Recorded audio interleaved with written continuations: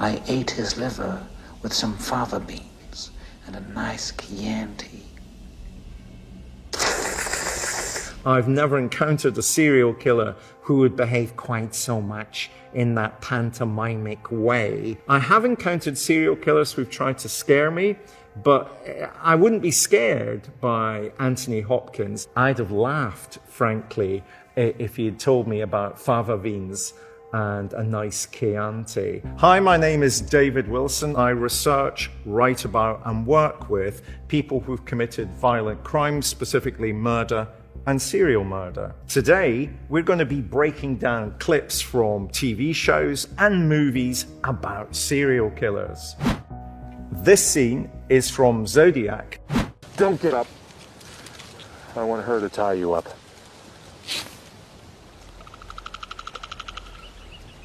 Okay. What's interesting about this clip is that you begin to see one of the basic original FBI binary classifications that serial killers are organized or they're disorganized. By organized, we simply mean that the serial killer brings with him those things which he's going to need to incapacitate his victims. So in this scene, the Zodiac killer brings with him rope. He's wearing gloves, he's masked. Usually we would also say that if you're an organized serial killer, that will imply, for example, that you're employed, that you've got a higher intelligence, that you're sexually competent, that you're able to drive a car. The other aspects of organization that we see in this particular clip is just how much control the serial killer has over his victims. Serial murder as a phenomenon, in my experience, always starts from a sexual fantasy. And I think we've got some of that sexual fantasy in this particular clip around bondage, being powerful, being in control. Not only is he masked and wearing gloves, he's also wearing black clothing. He's also got a symbol on his black clothes. All of these things are about instilling fear in his victims. It's also about how he can make his fantasy real. He's fantasized about what he's going to do for a very long period of time. I always say that nobody wakes up overnight and decides that they're going to be a serial killer. A serial killer is a long time in the making. This is simply a way that he now wants to make the fantasy become real. Once they've engaged in the fantasy once or twice, it's no longer fantastic. And therefore, the sorts of things they'll do within the crime scene will become more bizarre, more exaggerated, more extreme. It's interesting that he also brings a gun, but he chooses not to use the gun initially. He ties his victims up. He's going to threaten them with the knife. This is the difference between those serial killers who are act-focused and those serial killers who are process-focused. The act-focused serial killer simply wants to kill his victims. End of. Bang, they're dead. The process-focused serial killer is interested in extending the length of time that he has with his victims. He wants to tie them up. He wants to see the fear that they're experiencing. He wants certain words to be spoken. He wants them to plead for their lives before he kills them. That actually makes him feel sexually powerful, sexually in control, to be the person that he wants to be. Get on your stomach so I can tie your feet. We hear the flatness in the Zodiac killer's voice. I'm taking your car. I'm going to Mexico. That is often characteristic of an underlying personality trait called psychopathy, an inability to show empathy, to show sympathy, to walk in another person's shoes. It gets really cold out here at night. We could freeze. Of course, we see the male victim in this scene trying to engage in conversation. In my experience of working with serial murderers, they are simply not interested in that kind of rapport. They don't want to see you as being another human being. Usually they're psychopaths, and therefore they can't walk in your shoes. They don't care about your suffering. In fact, your suffering is actually what they're seeking to do.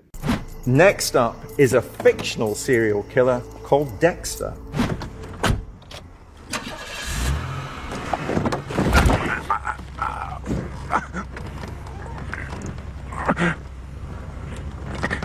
You're mine now, so do exactly as I say. Dexter fits a type of serial killer called the mission-orientated serial killer. He's a serial killer who's on a mission to rid the world of other serial killers. And that's very typical of a number of actual serial killers criminologically. Trust me, I definitely understand. See, I can't help myself either. Children, I could never do that. Not like you. Never. Ever. Kids. He establishes very quickly that there's some kind of moral hierarchy in the phenomenon of serial murder. Of course, there's no such thing as a moral serial killer. Everybody who takes another person's life is, by the very nature of the fact, immoral. In Dexter, we've got the ultimate organized serial murderer. He has a garrote that he's able to control his victim. Ultimately, he's going to inject his victim so that he becomes paralyzed. Dexter has a very elaborate MO and a very unique signature. MO stands for modus operandi. It is the means by which the serial killer or the murderer kills.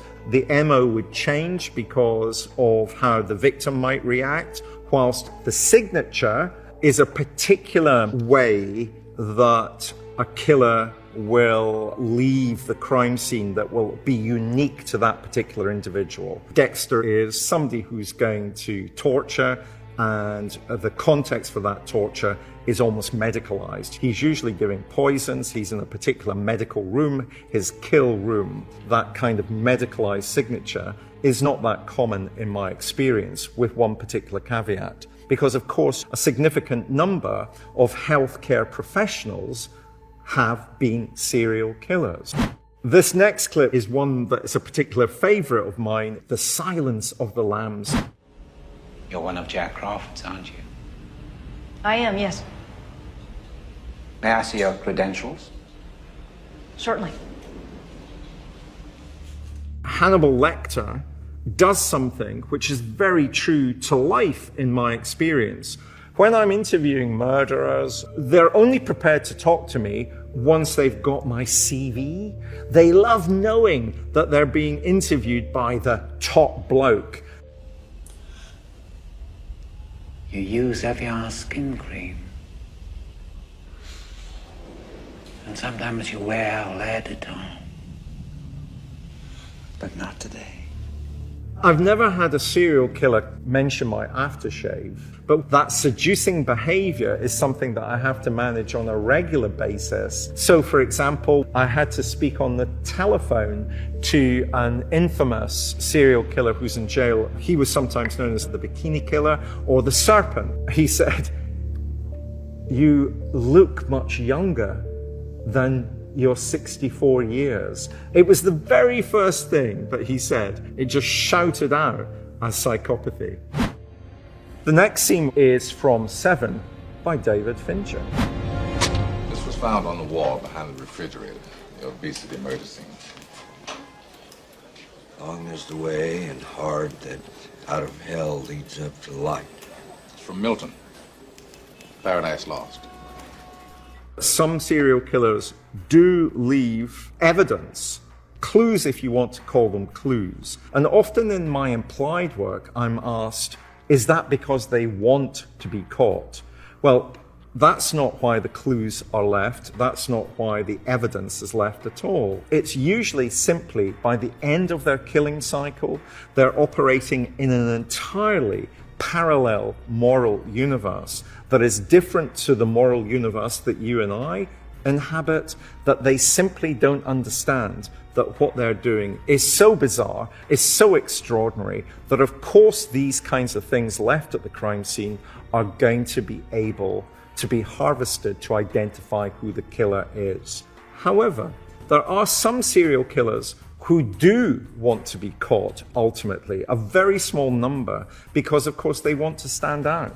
They want to be seen as extraordinary, and therefore they can't be seen as extraordinary if they don't get caught. Have you ever seen anything like this? No. What we have in Seven is the sense in which the serial killer is super intelligent, is a super predator. And again, this is playing on one of the stereotypes that the media have about serial killers, that they'll be super intelligent and trying to outfox, almost as if they were playing a game of chess with the law enforcement. The other thing about Seven that I think is interesting, spoiler alert if you haven't seen Seven, but the head of one of the chief characters in the movie is cut off. Serial murderers will often take body parts as trophies, and we tend to call that, in my world, overkill. The killer is using much greater violence than is necessary to achieve what it is that he wants to achieve, which is to effect the kill of his victim. I saw you with the box. What was in the box? When I first started out in my professional world, I had only ever encountered one man who had beheaded his victim.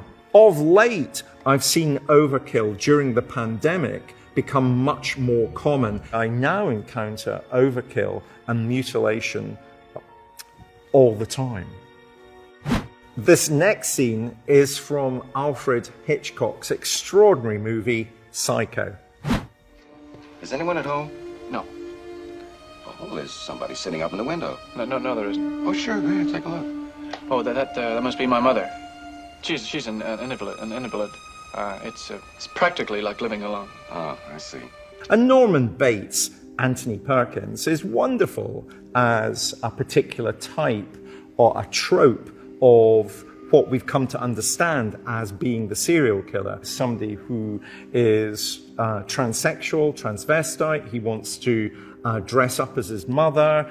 What Hitchcock gets wrong is the sense in which it's these transgressive sexual identities that is the motivating force behind serial murder.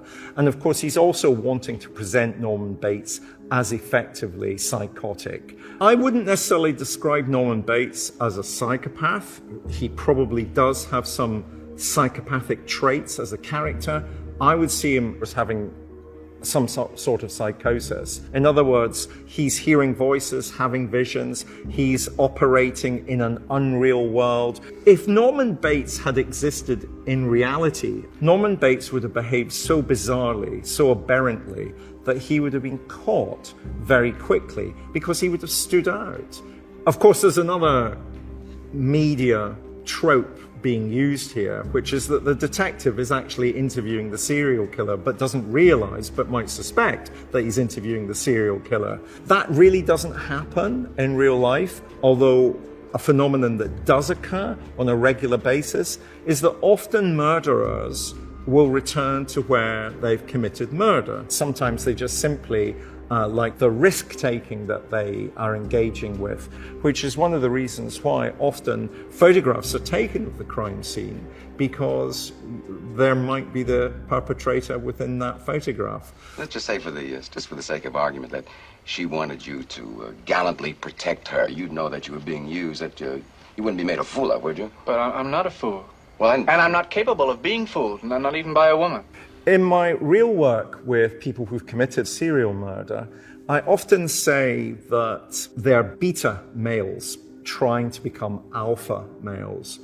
They are often losers, and we get that sense of the loser, I think, in Norman Bates. This is somebody who doesn't seem to be able to be competent in any way that one would expect of an adult man. And therefore, for me, Bates fits that pattern that I see a lot in my applied work, that the serial killer, far from being a super predator, is often just simply a loser. Our next clip is from the film Ma, played by Octavia Spencer. I can feel those big doe eyes watching me.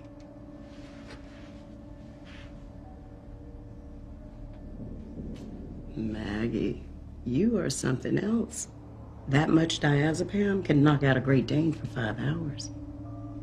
Ma really is just simply a genre Hollywood movie about serial murder. But what's really interesting about it is that we tend to think of serial murders as white professional men, as super predators, and rarely do we get a character portrayed who is of a different gender and of a different ethnicity. And yet the reality of serial murder in the United States is that some 20% of serial murderers will be women.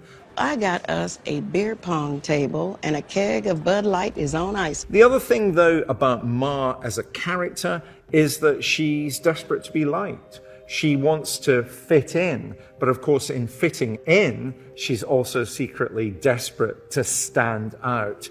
And that's actually got a kernel of truth, it seems to me. They want to be seen as being like you and me, but secretly they want to also be different. They want to stand out from you and me because they want to be seen as somehow special. Ma's victim group, of course, are also students. We tend not to see students as being particularly vulnerable in reality to serial murder. If a serial killer was to start to attack a group who had social capital and who certainly had parents who are likely to have social capital, that serial killer will by and large be caught much more quickly than serial killers that would target sex workers, the homeless, the elderly. This next clip is from American Psycho. Howard, it's Bateman, Patrick Bateman. You're my lawyer, so I think you should know I've killed a lot of people. Some escort girls in an apartment uptown. Some homeless people, maybe 5 or 10. An NYU girl I met in Central Park. I left her in a parking lot behind some donut shop. I killed Bethany, my old girlfriend, with a nail gun. I've never encountered a white-collar investment banker as a serial killer. They will often be delivery drivers, taxi drivers. They will often have a background in law enforcement. I've encountered several white investment bankers who undoubtedly were psychopaths. And if I was to encounter a Patrick Bateman in real life, I would just simply find him very fetishistic. He is wearing particular clothes, he has a particular look, he's very surface, he's very shiny, he's no deep emotion. I would think of him as a psychopath, and frankly, I try and avoid him. I don't want to leave anything out here. I guess I've killed maybe 20 people, maybe 40. I have encountered serial killers in real life who just simply couldn't remember. Certainly wouldn't remember the names of their victims, certainly wouldn't remember what they did with their victims.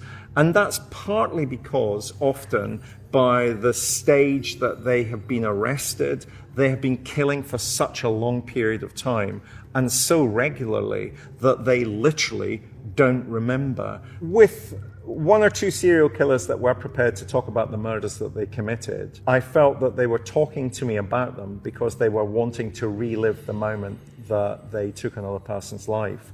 And I merely became, therefore, a vehicle for them to relive their fantasy. And you see a sense of joy in this particular characterization of Patrick Bateman.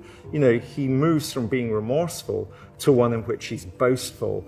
I killed Paul Allen with an axe in the face. His body is dissolving in a bathtub in Hell's Kitchen. Bateman ends this clip by having this sort of insight. I mean, I guess I'm a pretty sick guy. He's a pretty sick guy, which of course he is.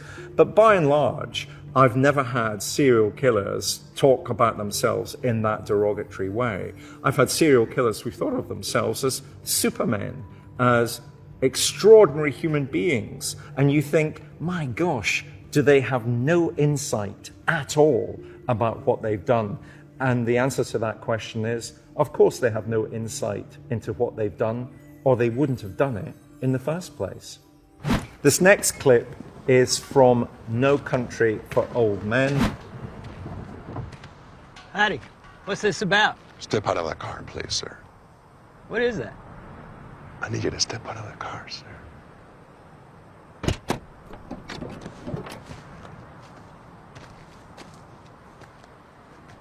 What is that for? Would you hold still, please? We're dealing really with a characterization of the serial killer that isn't really at all based on reality. This is the serial killer as the super predator, the bogeyman. What is accurate about the movie is the sense in which lots of serial killers who are able to repeatedly kill without being caught have to be geographically transient, have to be mobile, are often engaged in occupations which allows them to be in different places at different times legitimately. You see instrumental reasons being expressed by Javier Bardem's character and also psychological reasons being shown. He simply wants to steal the car. That's the instrumental.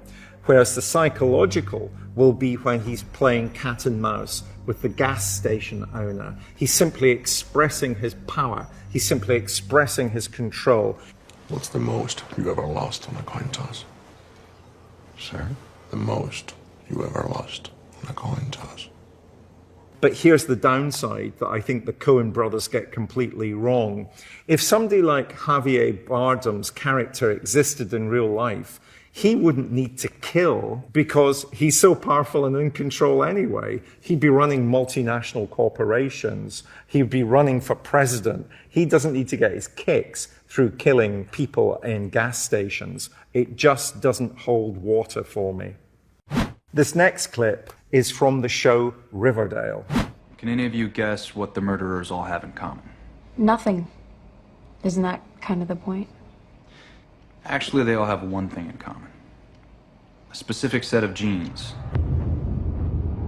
They discovered that you have the MAOA and the CDH13 genes. Also known as The serial killer genes. Let's get rid of immediately the idea there's a serial killer gene. It's an attractive idea, and of course it's cropped up repeatedly in our history, and so we have to nail that one on the head. Now, before I start filling in all the details, any guesses on which one of these men is the murderer? It's the third man.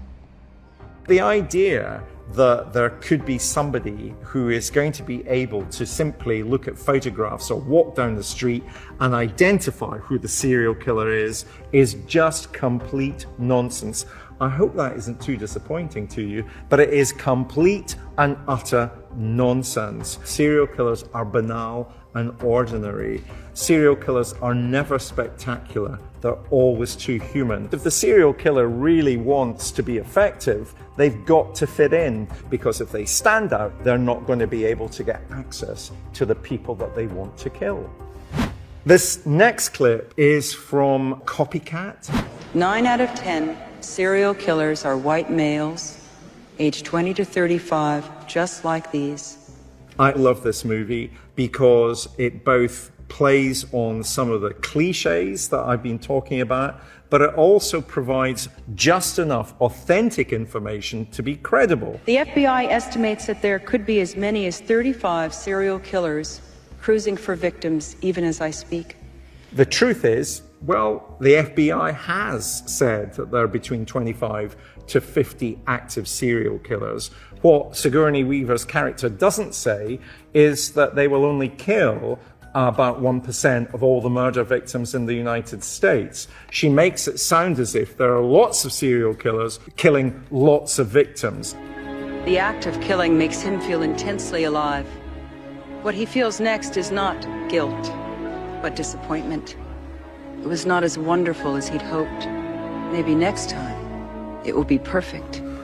The other thing that she captures that seems to me to be absolutely authentic is what the serial killer is getting from having killed, and how he probably feels disappointment after killing because he wants to kill again, because it's the moment of killing that he seeks. That scene is so like scenes from my own life, whereby I've had to address public audiences and I've had to have security at those lectures because I've had to deal with some pretty bizarre things. This next clip is from the TV series Mindhunter, when we see the real serial killer, Ed Kemperer, being interviewed. You see, Bill, I knew a week before she died I was gonna kill her. She went out to a party, she got soused. She came home alone. I asked her how her evening went. She just looked at me. She said for 7 years, she said, I haven't had sex with a man because of you, my murderous son.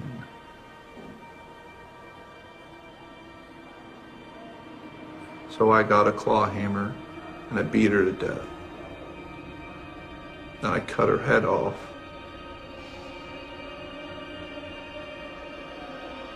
And I humiliated her.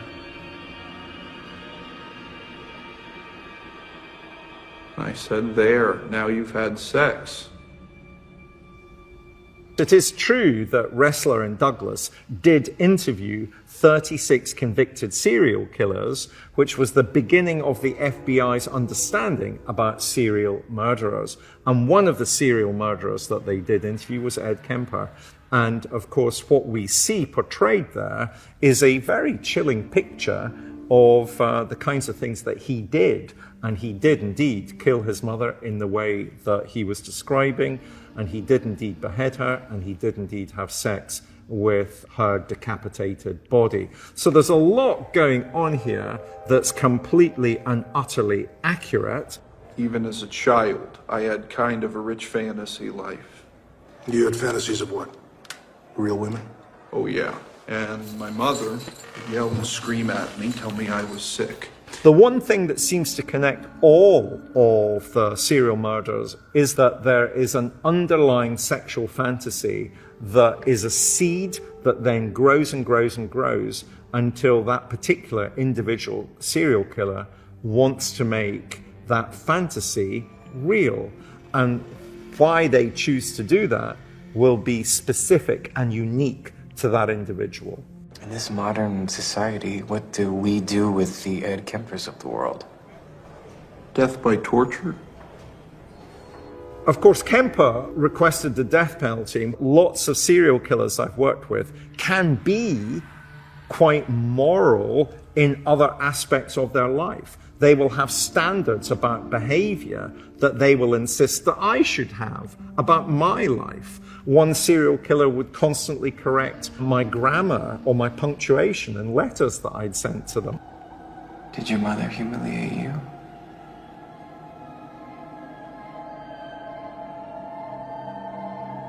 Ed?